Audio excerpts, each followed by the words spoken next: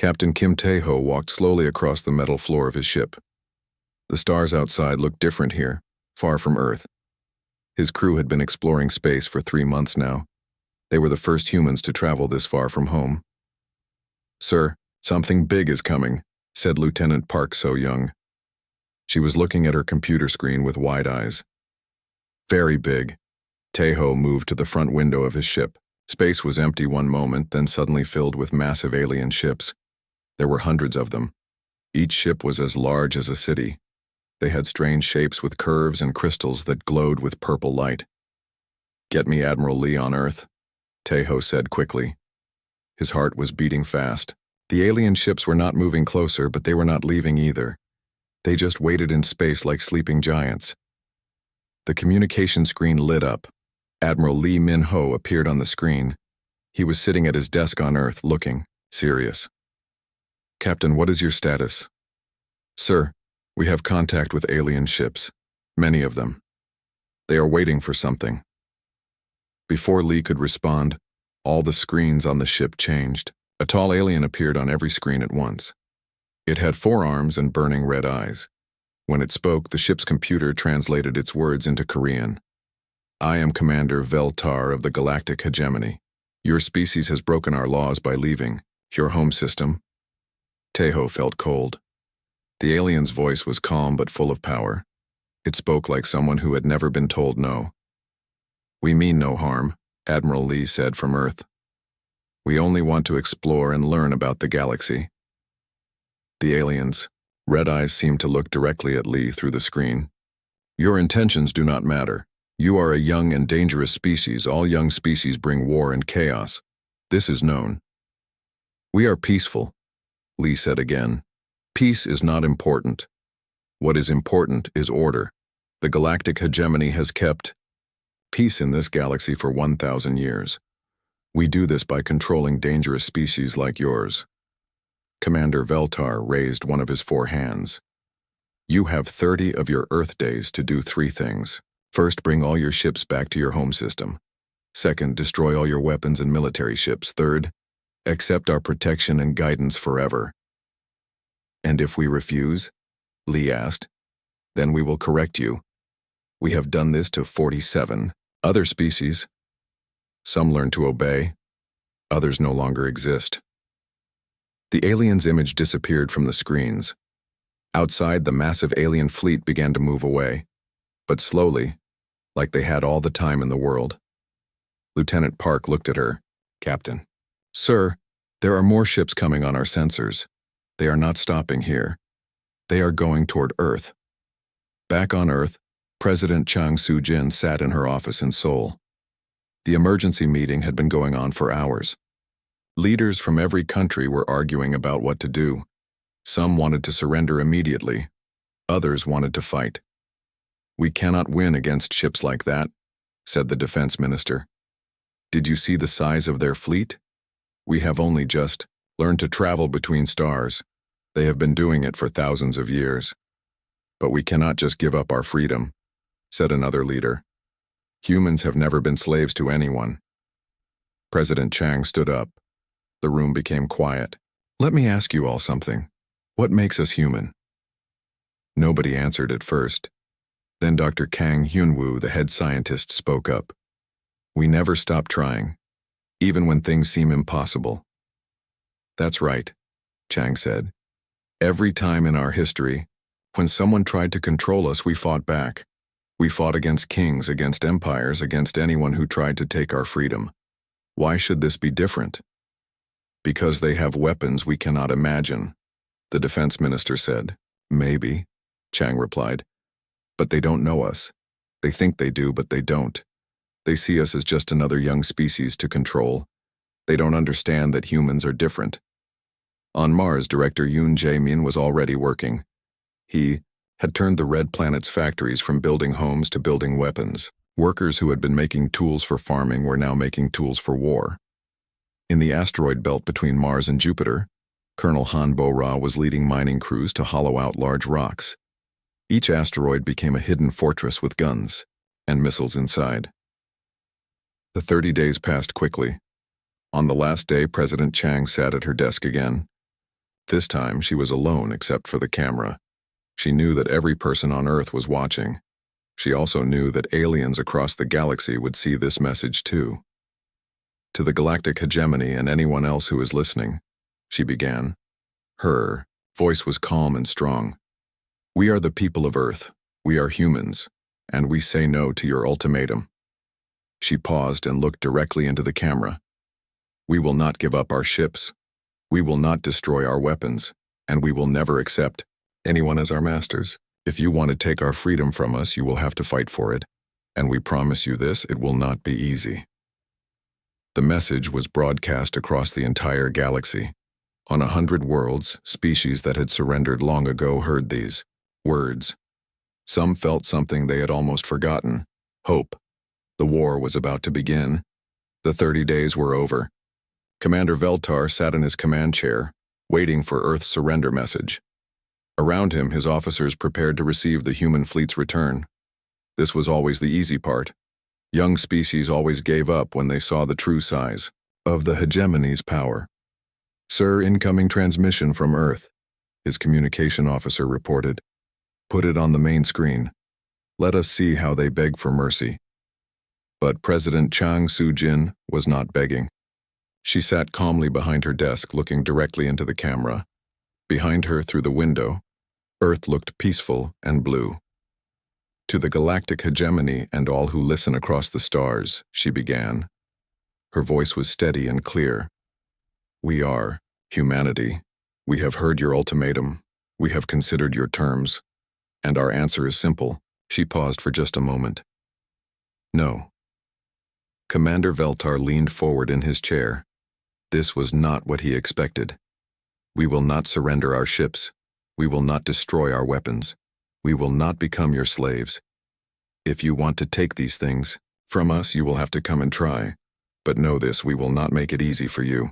The message lasted only 30 seconds, but Commander Veltar felt something he had not felt in many years. Surprise, and perhaps something else. Concern. On Earth, the message played on every screen in every city. People gathered in the streets to watch. Some were afraid, but many were proud. This was humanity at its best, standing up to bullies no matter how big they were. Director Yoon Jae-min stood in the main factory on Mars. Around him, machines that once built homes and farms now built weapons and ships. The red dust of Mars was everywhere, but nobody cared. They had work to do. How many ships can we build in 1 month? He asked his chief engineer. With the new factories, maybe 50 small fighters and 10 larger ships. Make it 100 fighters and 20 large ships, Yoon said. Work day and night, sleep when you're dead. The engineer looked worried. Sir, that might not be possible. Everything is possible if you want it enough, Yoon replied. The aliens think we are weak because we are new to space. Let's show them what humans can do when we put our minds to it.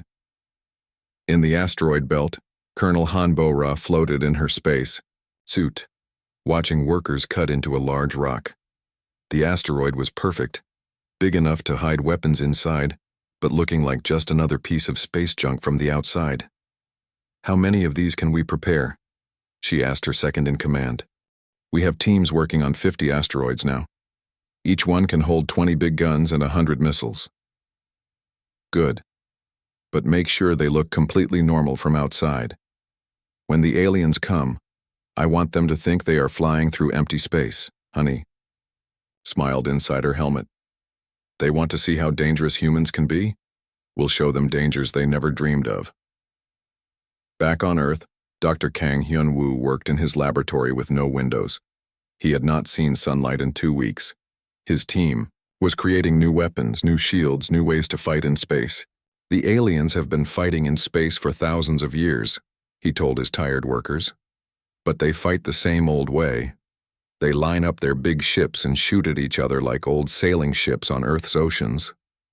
One of his scientists looked up from her computer. What do you mean, Doctor? I mean they think like old generals. But we are new to space. We can think of new ways to fight, ways they have never seen before. Dr. Kang pointed to a design on his screen. Look at this. What if our ships could break apart in the middle of a fight? The aliens shoot at one big target, but suddenly it becomes three small targets attacking from different directions. The scientist's eyes grew wide. That could work, but it would be very dangerous. Everything we're doing is dangerous, Kang replied. But sometimes dangerous ideas are the only ones that work. On the moon, Admiral Lee Min-ho stood in the war room, looking at star maps.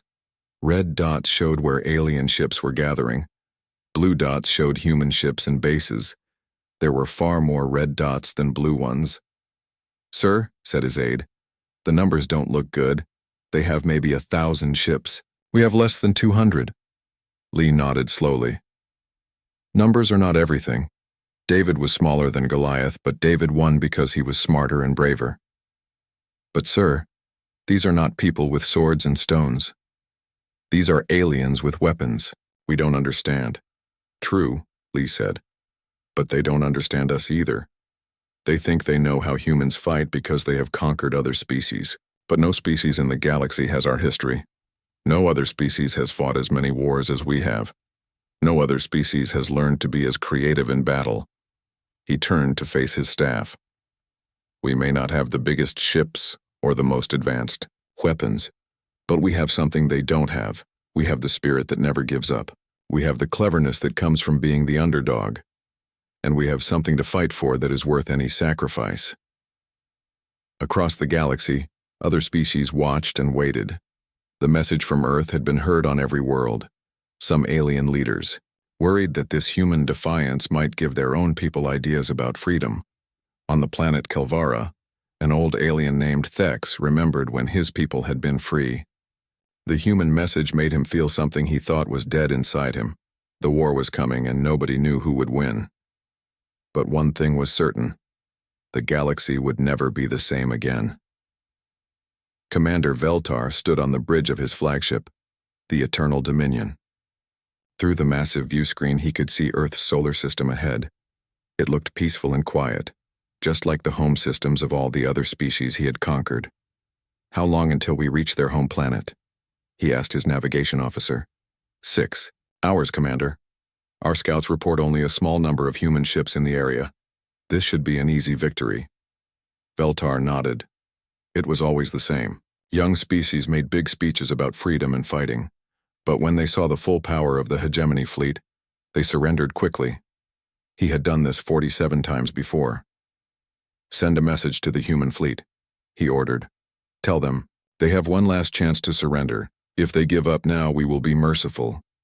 But no surrender message came back. Instead, Captain Lim Sang-ho of the human ship Defiance sent a different reply. This is Captain Lim of the Earth Defense Force. You are not welcome in our solar system. Turn around and leave, or we will force you to leave. Veltar's officers laughed. The human ship was tiny compared to their massive warships. It was like a mouse threatening a lion. How many human ships do our sensors show? Veltar asked. Only 50 ships, Commander. We have over 300. This will be over in minutes. But as the hegemony fleet moved deeper into the solar system, strange things began to happen. The first sign of trouble came when they reached the asteroid belt between Mars and Jupiter. Commander, the sensor officer called out, I'm getting some unusual readings from those asteroids. What kind of readings? Power signatures. But that's impossible. They're just rocks.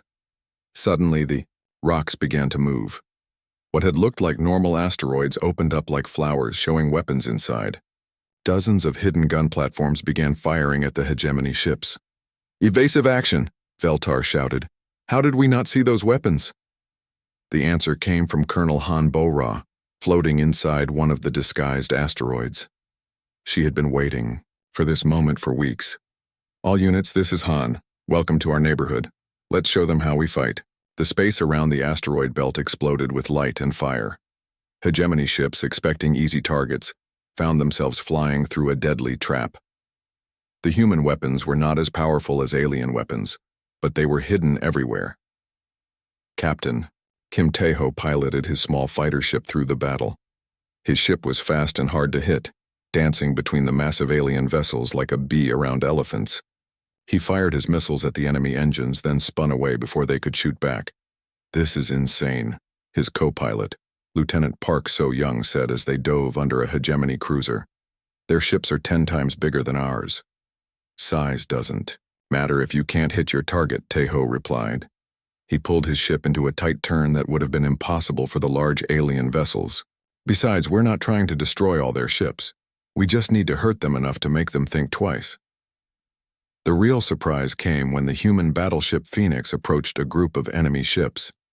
Commander Veltar watched on his screen as the human ship moved closer, expecting it to fire its weapons. Instead, something impossible happened. The Phoenix split apart in the middle of the battle.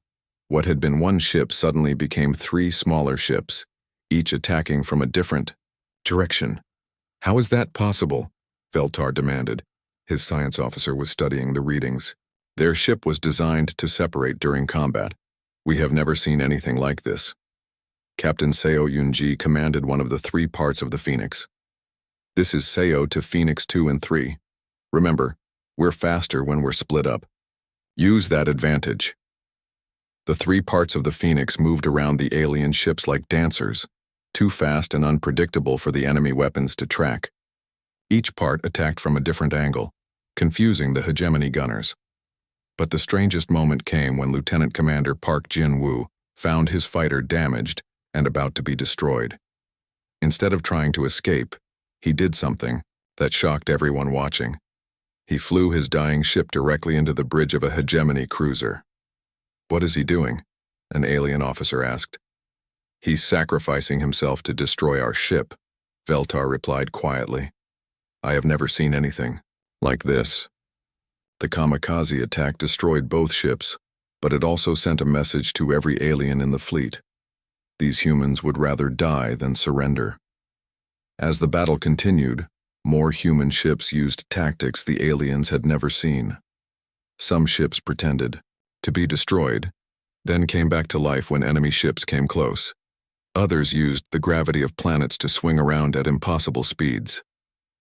Dr. Kang Hyun-woo's new weapons worked perfectly. Human missiles changed direction in the middle of flight, chasing alien ships that thought they were safe. Human shields absorbed enemy fire, then sent the energy back as laser beams. After 6 hours of fighting, something unprecedented happened. The hegemony fleet began to retreat. Commander Veltar looked at the damage reports. He had lost 60 ships. The humans had lost only 12, but each human ship had fought to the very end. Sir, his communication officer said, we're receiving surrender requests from the human fleet. Finally, Veltar said, put it through. But Admiral Lee Min-ho's face appeared on the screen, and he was not surrendering. This is Admiral Lee. Of Earth Defense Command. You have 1 hour to leave our solar system. If you're still here after that, we'll finish what we started. For the first time in his long military career, Commander Veltar felt something new. Fear.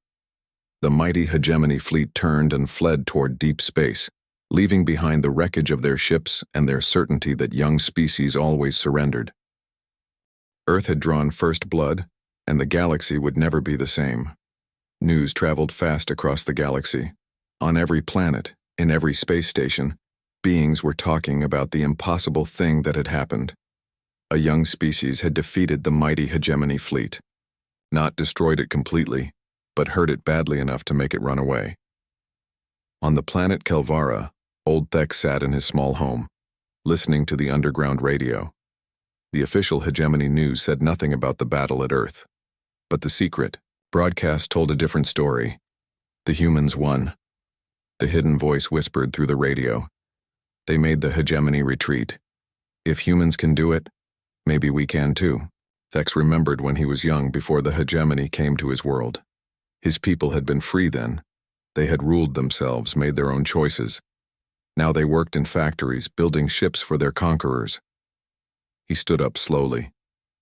His old bones hurt, but his heart felt young again. Maybe it was time to remember how to fight. Ambassador Song Mi-rae stepped off her small human ship onto the landing platform of Kelvara's capital city. She was the first human to visit this world. The Kelvarian leaders who met her looked nervous. "Why have you come here?" asked Council Leader Vex.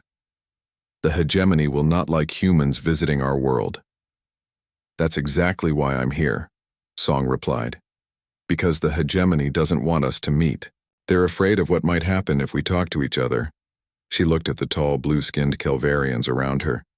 Tell me, were your people always slaves to the hegemony? The question made them uncomfortable. Vex looked around to make sure no hegemony officers were listening. No. Long ago we were free, but that was before the Great Submission. What if I told you the Great Submission doesn't have to be forever? That night, in a secret meeting in an old cave outside the city, Song met with Kelvarian rebels. There were only 20 of them, but their eyes burned with hope. We heard about your victory at Earth, said a young Kelvarian named Jara. Is it true? Did you really make the hegemony fleet run away? It's true, Song said. But we didn't do it by being stronger. We did it by being smarter, by fighting in ways they didn't expect. She showed them pictures on her portable computer. Look at this. Your people built these ships before the hegemony came. They were good ships, fast and clever. You could build them again. Old Thek spoke up from the back of the cave. But we don't remember how to fight, it's been too long. Then we'll teach you, Song said simply. That's why I'm here. Humans have been fighting for freedom for thousands of years. We know how to turn farmers into soldiers, how to turn workers into warriors. Meanwhile, on the ocean world of Aquarius, Commander Nam Subin floated in the deep blue waters, talking to the Quendali through underwater speakers. The fish-like aliens had once controlled vast underwater cities, but now they lived in simple villages, afraid to build anything the hegemony might see as threatening. Your ancestors fought in 3 dimensions, Nam explained. Above water, on the surface, and below. In space, you can use the same tactics. Think of space as a deep ocean with no bottom. The Quendali leader, Coral Singer Waves, moved her fins, thoughtfully. But space has no water. How can we swim in emptiness? Your ships can swim through space the same way you swim through water. Fast, unpredictable, attacking from below where the enemy doesn't expect. In the hive worlds of the Vextari, Chief Engineer Cho Dong-hyun watched as thousands of insect-like aliens worked together to modify their ships. The Vextari were natural builders, but they had forgotten how to build weapons. Each of your ships is like a piece of your hive, Cho explained to Queen Mother Buzz Harmony. But what if the pieces could work together in new ways? What if your ships could combine in the middle of a battle, becoming bigger and stronger?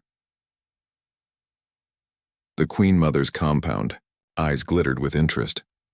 Show us. Across 17 different worlds, the same scene was playing out. Human advisors were teaching alien rebels how to fight.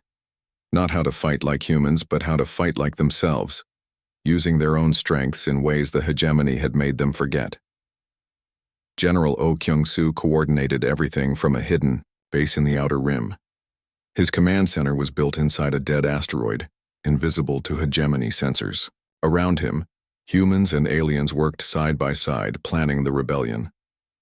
Sir, we're getting reports from all sectors, said his aide, Lieutenant Shin Haiwan. The Kelvarians have taken their first weapons factory. The Quendali sunk 3 hegemony patrol ships in the Aquarius system. The Vextari have stopped sending tribute ships to the central worlds. O studied the galaxy map on his wall.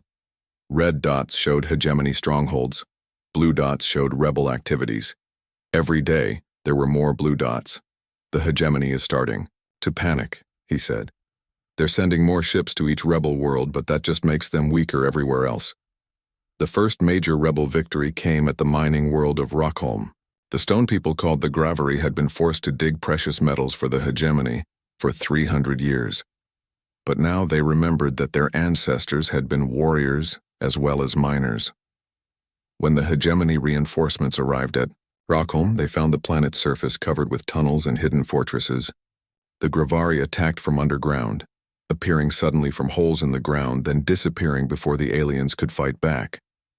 Captain Rex Stonebreaker led the Gravari fighters. The humans taught us something important, he told his warriors. The enemy expects us to fight like miners, so we fight like miners, but mining their ships instead of rocks. The hegemony commander on Rockholm sent desperate messages back to headquarters. The rebels are everywhere and nowhere. We control the sky, but they control everything else. Request immediate evacuation. For the first time in 1,000 years, the hegemony abandoned a world they had conquered. The news spread like fire through dry grass. If the Grivari could win, anyone could win. More worlds began to rebel. The 1,000-year empire was starting to crack. Commander Veltar received emergency orders to return to the capital. When he arrived, he found the hegemony leadership in Hadiyat chaos. How did this happen? Demanded Supreme Leader Carthul. One small species defeats one fleet, and suddenly the entire galaxy is in rebellion? It's not just about the military victory, Veltar replied. The humans did something we never expected. They shared their knowledge. They taught other species how to fight. Then we destroy the humans completely. That will end this rebellion. I don't think it will, Veltar said quietly. The idea of freedom is already spreading. Even if we destroy Earth tomorrow, the rebellion will continue. The humans have lit a fire that we cannot put out. The war was spreading, and for the first time in centuries, the hegemony was losing. The final battle came to Nexus Prime, the ancient capital of the hegemony. For 1,000 years, no enemy had ever reached this far into hegemony space. The planet was surrounded by massive defense stations and protected by the strongest fleet in the galaxy. Admiral Lee Min-ho stood on the bridge of his flagship, the New Earth. Around him, ships from 20 different species flew in formation. Kelvarian vessels with their blue hulls moved alongside insect-like Vextari hive ships. Aquatic Quindali ships flowed through space like schools of fish. The stone-built ships of the Grivari looked like flying mountains. All ships, this is Admiral Lee. He spoke into his communication device.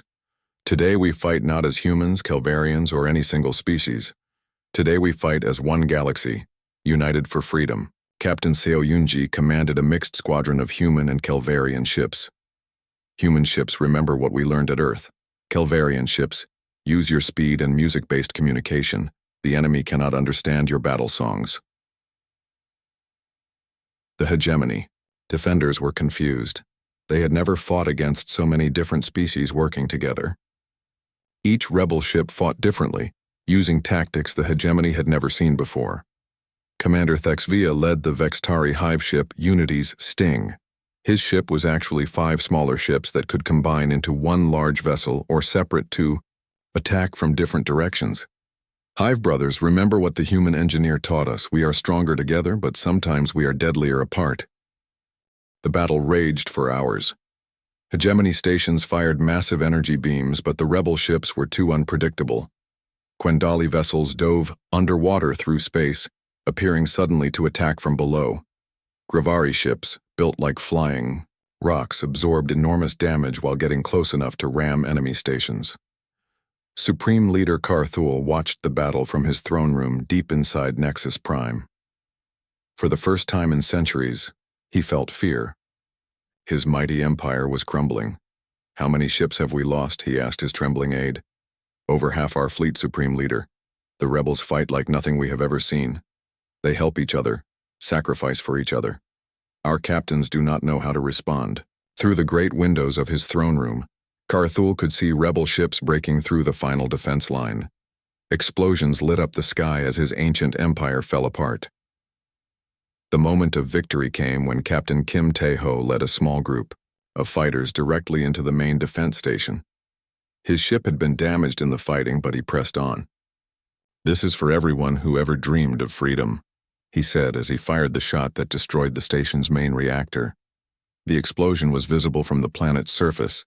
When the defense station died, the remaining hegemony ships began to surrender. Commander Veltar was the first to request terms. His ship was surrounded by rebel vessels, but they did not destroy it. Instead, President Chang Soo-jin herself answered his call. "Commander Veltar," she said, appearing on his screen. "Do you wish to surrender?" "I do. But I want to know what you will do to us. Will you enslave us as we enslaved others?" Chang shook her head. "We did not fight this war to become the new masters of the galaxy. We fought to ensure that no one would ever be master of anyone else again." 6 months later, The first meeting of the Galactic Confederation took place on Nexus Prime. The great throne where supreme leaders had ruled for 1,000 years was gone. In its place stood a simple platform where representatives from 47 species could speak as equals. Director Kim Ha-young of the Terran Diplomatic Corps addressed the assembly. Today begins something new. Not a new empire, but a new idea. The idea that every species, every world, every being has the right to choose their own path. The former hegemony worlds were not punished. Instead, they were invited to join the Confederation as free members. Some accepted immediately. Others needed time to remember what freedom meant. Old Thex, now a leader on Kelvara, spoke for many when he said, "We had forgotten what it felt like to make our own choices.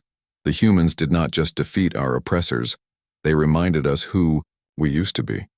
Even some former hegemony leaders joined the new government. Commander Veltar became the Confederation's first Minister of Reconciliation, helping former enemy species learn to work together. "The humans taught us something important," he said in his first speech. "Strength is not about controlling others. Real strength comes from helping others become strong too." But the greatest moment came when the first Confederation exploration, ships prepared to leave for unexplored parts of the galaxy. Human ships flew alongside vessels from dozens of allied worlds, carrying the message of freedom to species that had never heard it before.